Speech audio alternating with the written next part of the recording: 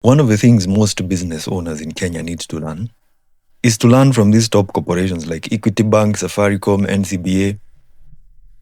You look at those businesses and you wonder why they are always advertising.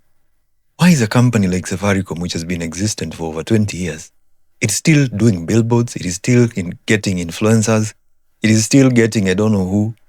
You wonder why banks like I&M Bank are always doing billboards, I don't know, Impact. You walk around, you see billboards are companies like Odoo or Odoo or something like that. And you wonder, why do they still continue to do that? This is one of the things that most business people need to learn. For you to get customers, you need to start thinking about customer acquisition costs. And it can also, I'm not very good in this, I'm not so good in marketing, but if you want to get a customer, you have to pay a price, right? That's why you're going to find companies like Safaricom. They're dealing with influencers. They're doing a lot of marketing. Wanafanya sijui what, I don't know if it's product activations, vitu kama hizo. If you run a business, try and stay top of mind in people's faces. Yeah? I don't know, wacha nitumie kizungu. There's a guy called Lenny Ventures.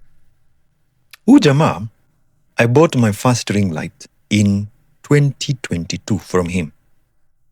I don't know, he wasn't, where he's based right now, I don't think ni penye alikuwa.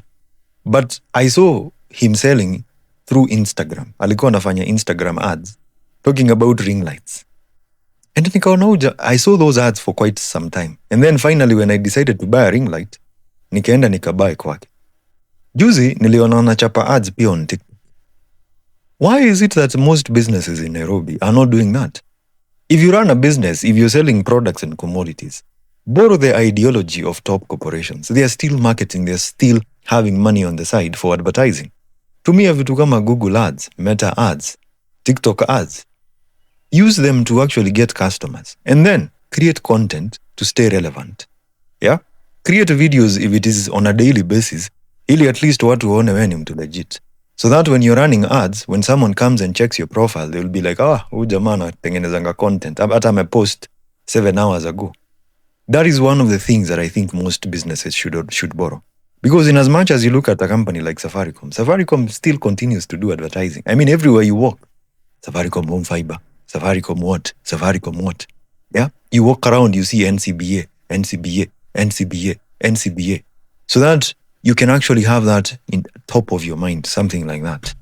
But I hope this video gives you a perspective that can actually help you in your business.